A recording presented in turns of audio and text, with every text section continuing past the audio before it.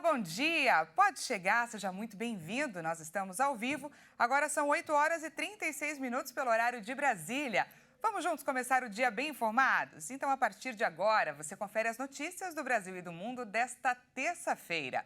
Vamos aos destaques. Mais de 1 milhão de eleitores terão atendimento preferencial neste domingo. O Brasil tem gasolina mais barata que Estados Unidos, Japão e Alemanha. Nos destaques internacionais, imagens feitas por drone mostram filas de carros nas fronteiras russas. E ainda, missão da NASA é realizada com sucesso. O asteroide é desviado a 11 quilômetros da Terra e abre caminho para que futuras ameaças sejam evitadas. Tudo isso a partir de agora. A gente começa falando de eleições. A partir de agora, até 48 horas depois do encerramento da votação, os eleitores não podem ser presos ou detidos. A medida serve para garantir que ninguém seja impedido de votar por causa de prisões arbitrárias. A regra prevista pela legislação eleitoral garante que nenhum eleitor pode ser preso, exceto em caso de flagrante ou quem for alvo de sentença criminal por crime inafiançável, como racismo. Os candidatos que disputam as eleições também não podem mais ser presos desde o último dia 17, salvo em caso de flagrantes. 1 milhão e 200 mil eleitores vão ter atendimento preferencial no dia da votação neste domingo. A recepção prioritária vale para pessoas com deficiência, idosos, gestantes, lactantes e responsáveis com crianças de colo.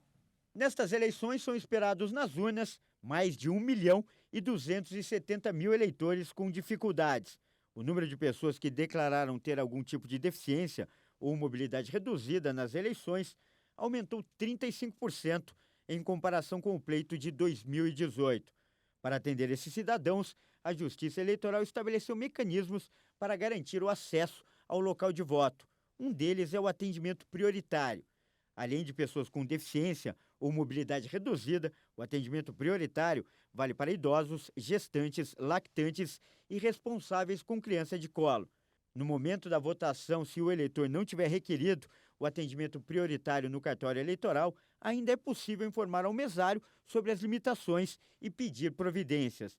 Também é possível contar com a ajuda de uma pessoa de confiança, se for autorizada pelo presidente da mesa receptora de votos. Todas as urnas eletrônicas são preparadas para atender pessoas com deficiência visual, com o teclado em braille e fones de ouvido nas seções com acessibilidade, e onde houver solicitação específica para o eleitor com deficiência visual. O Brasil já tem a gasolina mais barata que os Estados Unidos, Japão e a Alemanha. Segundo o levantamento do Global Petrol Prices, o litro do combustível no mercado brasileiro custa, em média, R$ 5,18. O valor é menor que nos Estados Unidos, que custa cerca de R$ 5,60. Menor que o do Japão, que vale R$ 6,22, e da Alemanha, com valor equivalente a R$ 10,30. No ranking geral, o valor do combustível brasileiro é o 31º mais barato do mundo. O comparativo é feito com base no preço em dólar da gasolina nos postos. O último levantamento da Agência Nacional do Petróleo informou que o preço já caiu 33,9%, tendo ficado R$ 2,51 mais barato. Agora a gente fala sobre o ataque a tiros que aconteceu ontem, na segunda-feira, em uma escola municipal em Barreiras, no oeste da Bahia. Um estudante de 14 anos invadiu o local por volta das 7 horas da manhã, portando um revólver calibre 38, 2 armas brancas e uma bomba caseira. Uma aluna cadeirante, identificada como Jane da Silva Brito, de 19 anos, foi morta. Até agora não se sabe por que ele fez isso, nem se Giane era de fato o alvo dele. Nas imagens é possível ver o desespero dos alunos que aguardavam o horário da aula para a entrada nas salas, correndo aí então em direção à quadra e depois para o fundo da escola, até conseguirem sair do colégio ao ouvirem os disparos. O jovem foi alvejado por policiais, foi socorrido e levado pelo SAMU para o Hospital Geral do Oeste. A Polícia Civil investiga algumas publicações em redes sociais atribuídas ao adolescente com discurso de ódio. O pai do atirador, que é policial, foi chamado para prestar depoimento na delegacia da cidade. A Prefeitura de Barreiras informou que as aulas na escola foram suspensas por uma semana. E mudando de assunto, o estado da Flórida, nos Estados Unidos, se prepara para a chegada do furacão Ian, de categoria 2, que deve ganhar grandes proporções antes de atingir a parte central da costa oeste do estado. Se as previsões se confirmarem, ele deve chegar ao norte da Califórnia na sexta-feira e a orientação das autoridades é para que as pessoas não estejam despreparadas. Em comunicado, o governo dos Estados Unidos disse também nesta segunda que as atividades de resposta da Agência Federal de Gestão de Emergências já estão em curso. Vamos ouvir agora a Malu Pontes, que é jornalista e voluntária da Cruz Vermelha, que vai contar para a gente quais as medidas que estão sendo adotadas e como está tudo por lá. As notícias são preocupantes aqui na Flórida. O National Hurricane Center, que é o centro que determina dados sobre furacões e emite os alertas para as autoridades e para a população, já determinou evacuação na cidade de Tampa, que deve ser a mais atingida aqui do estado da Flórida. Nesse momento, a gente tem uma preparação de evacuação, a gente tem uma preparação de alimentos, de estoque de alimentos, de águas, de documentos, tudo que é necessário ter às mãos. Todos os moradores da Flórida já estão preparados para um caso de evacuação. É importante lembrar que uma preocupação muito grande com a questão do furacão não é só a destruição que os ventos trazem, mas também com relação às inundações. Há uma previsão de até a próxima sexta-feira nós termos as Big Tides, acontecerem as grandes ondas que podem trazer uma inundação para várias regiões costeiras aqui do estado da Flórida, que é também, por exemplo, onde fica a minha casa. Para esses momentos, para essa situação se acontecer, já estão sendo preparados e montados shelters, abrigos, onde nós, voluntários da Red Cross, da Cruz Vermelha Americana, vamos para lá para receber essas pessoas, famílias inteiras, com seus pets, seus animais de estimação, idosos, policiais, bombeiros, quem for necessário, tem abrigo nessas regiões já pré-determinados, meses antes já pré-determinados pela Cruz Vermelha Americana. Desde a última sexta-feira, a gente já sente falta de vários alimentos dentro dos supermercados, dos atacadistas, por exemplo, como água, comidas enlatadas, carvão, alimentos, itens básicos de higiene já estão em falta, já não há mais água para vender.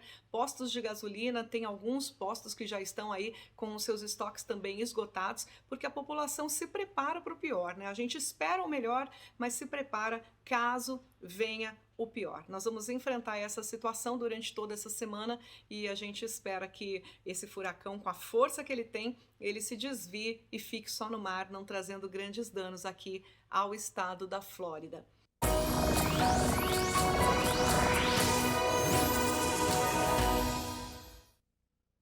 E chegou a hora da nossa previsão do tempo. A chuva constante que se iniciou em alguns pontos do país deve continuar nesta terça-feira. Entre as principais áreas afetadas estão o centro-sul, sudeste e partes da região norte aqui do Brasil. De acordo com o Instituto Nacional de Meteorologia, o volume de chuva esperado para essas regiões deve ultrapassar os 80 milímetros. Agora vamos conferir como ficará o tempo hoje em algumas cidades.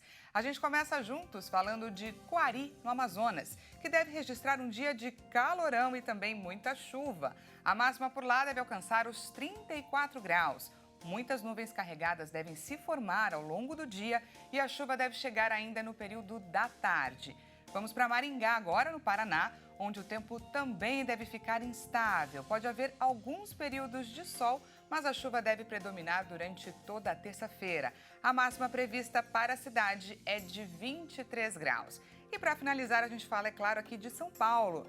A cidade vai enfrentar aí mais um dia de chuva com volume esperado de quase 40 milímetros. As temperaturas por aqui também não devem aumentar muito, agora faz 17 graus.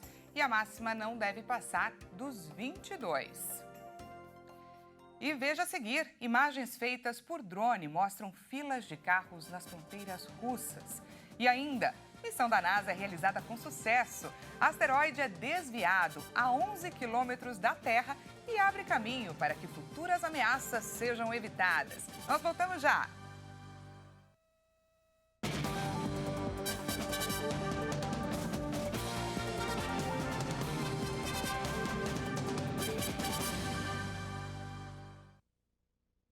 Seja bem-vindo mais uma vez, estamos de volta ao vivo, agora são 8 horas e 49 minutos pelo horário de Brasília. Voltamos com destaque internacional. A ameaça do governo russo de fechar as fronteiras fez com que o movimento de fuga do país aumentasse nas últimas horas. São homens que temem ser convocados para a guerra contra a Ucrânia. Vamos juntos conferir. O movimento continua intenso nas fronteiras da Rússia. Filas enormes de carros têm se formado para deixar o país desde que o presidente Vladimir Putin anunciou a convocação de 300 mil reservistas para reforçar as tropas na guerra contra a Ucrânia. Homens russos estão fugindo para países vizinhos e a espera para entrar na Geórgia chega a 48 horas. Mais de 3 mil veículos estão na fila para cruzar a fronteira. O país permite que cidadãos russos entrem sem visto. A ameaça do governo russo de fechar as fronteiras também intensificou o fluxo de pessoas nas últimas horas. O Kremlin informou na segunda-feira que ainda não tomou uma decisão sobre o assunto. O presidente Vladimir Putin assinou ontem um decreto concedendo cidadania russa a Edward Snowden, ex-funcionário de inteligência dos Estados Unidos. Snowden ficou mundialmente conhecido após vazar arquivos secretos e ele fugiu dos Estados Unidos e acabou recebendo asilo na Rússia. O governo russo também prendeu Motoki Tatsunori, cônsul-geral japonês no país, por suspeitas de espionagem. O diplomata japonês teria recebido dinheiro em troca de informações. E o clima de tensão no leste europeu aumenta cada vez mais. Hoje, dia 27, o referendo que a Rússia organizou para a anexação de 15% do território ucraniano entra em seu último dia. Na votação, que começou na última sexta-feira, dia 23, moradores das províncias de Luhansk, Donetsk, Kherson e Zaporísia, nas regiões sul e leste da Ucrânia, respondem se desejam se juntar à Rússia. O governo russo justifica esse referendo com a afirmação de querer livrar a Ucrânia de nacionalistas e proteger as comunidades de pessoas que falam russo no país. O plano de Moscou é votar leis no legislativo ainda nesta semana. Vale lembrar que no fim de semana, o ministro das Relações Exteriores da Rússia, Sergei Lavrov, disse que Moscou defenderá qualquer território que anexar usando qualquer arma em seu arsenal, o que levou o conselheiro de Segurança Nacional dos Estados Unidos, Jake Sullivan, a rebater que os Estados Unidos responderão a qualquer uso de armas nucleares e disse que a Rússia sabe exatamente o que isso significaria. A Ucrânia e os países do Ocidente afirmam que o referendo é uma farsa e que não vão reconhecer esse resultado. O secretário-geral da ONU, Antônio Guterres, reiterou seu apelo sobre banir o uso de armas nucleares em conflitos. Vamos conferir. O pedido foi feito nesta segunda-feira na sede das Nações Unidas em Nova York, durante uma sessão da Assembleia Geral da organização. Sem eliminar armas nucleares, não pode haver paz, não pode haver confiança e não pode haver um futuro sustentável. Na última semana, o presidente russo Vladimir Putin fez ameaças veladas de usar armas nucleares depois que a Ucrânia recapturou o território que Moscou controlava desde a invasão de fevereiro. O episódio foi tratado pelo diplomata português como uma chantagem nuclear. A ideia de que qualquer país poderia lutar e vencer uma guerra nuclear é perturbadora. Qualquer uso de arma nuclear incitaria um armagedom humanitário. Precisamos dar um passo atrás. O secretário de Estado americano Antony Blinken entrou em contato com a Rússia, inclusive através de canais privados, para informar que o uso de armas nucleares teria consequências catastróficas. No último mês, a Conferência de Revisão do Tratado de Não Proliferação Nuclear não chegou ao consenso. A Rússia bloqueou uma resolução depois que o projeto de documento apoiou o controle da usina nuclear de Zaporísia pela Ucrânia. Nenhuma potência nuclear apoiou o Tratado da ONU adotado em 2017, que, com o apoio das nações em desenvolvimento, pede uma proibição abrangente de armas nucleares. Exceto pelos Estados Unidos em 1945 no Japão, nenhum país usou armas nucleares no campo de batalha. E na Colômbia, milhares de manifestantes foram às ruas para protestar contra o governo atual do presidente do país, Gustavo Petro. Os manifestantes são contra as medidas propostas pelo presidente esquerdista Gustavo Petro, como o aumento dos impostos para os ricos e a reforma agrária. Em Bogotá, os manifestantes se mobilizaram pelas ruas do centro e se concentraram na Praça de Bolívar, ao lado da sede presidencial. Petro se tornou o primeiro presidente de esquerda da história da Colômbia, ao conquistar pouco mais da metade do eleitorado com uma bateria de reformas com o objetivo de aumentar os impostos sobre os ricos, frear a exploração de petróleo e uma reforma agrária para distribuir terras férteis entre os camponeses. Para colocar em prática essas iniciativas, Petro formou uma coalizão legislativa majoritária com o apoio de vários partidos tradicionais. E agora, mudando completamente de assunto, faltam 54 dias para a Copa do Mundo. E hoje, no Boletim Esquenta Qatar 2022, Leonardo Félix fala um pouco da história e da política do país sede do Mundial. Olá pessoal, este é o Esquenta Qatar 2022 que traz informações e curiosidades da Copa do Mundo aqui na nossa programação. Hoje o papo é sobre a história e a política do Qatar. Você sabia que o país tem apenas 20 anos? Isso porque até 1971 o Qatar era uma colônia britânica. Após a independência, a família real Al Thani voltou ao poder e o processo de democratização começou em 1999. O Qatar convocou então eleições municipais e nelas as mulheres também passaram a ter direito ao voto. Em 2003, após a aprovação legal, o país tornou-se formalmente uma monarquia institucional que prevê as eleições diretas. Mas a democracia ainda precisa avançar no país. O poder oficialmente ainda está concentrado nas mãos do emir e os partidos políticos ainda não são permitidos. É isso aí, faltam 54 dias para a Copa do Mundo Qatar 2022. A Agência Espacial Americana realizou na noite de ontem um feito histórico. A missão DART, que tinha como objetivo mudar a rota de um asteroide, foi um sucesso. Vamos conferir. O momento do impacto, a 11 milhões de quilômetros da Terra, foi acompanhado ao vivo. O objetivo foi desviá-lo de sua trajetória, um teste inédito para buscar mecanismos que permitam defender a Terra da colisão devastadora de um objeto cósmico. A nave, menor que um carro, se chocou a mais de 20 mil quilômetros por hora contra seu alvo. Equipes da NASA, reunidas no Centro de Controle da Missão em Maryland, comemoraram o feito. A missão, denominada DART, deve ajudar a determinar a resposta se for detectado um asteroide que ameace colidir com a Terra no futuro, destacou a NASA. A nave decolou em novembro do ano passado, da Califórnia. A colisão foi com a Lua Dimorphos, que orbita o asteroide Didymos, mas não oferece risco de impacto com o planeta Terra. E a vida imita a arte. Essa edição fica por aqui. Uma ótima terça-feira para você. Até mais.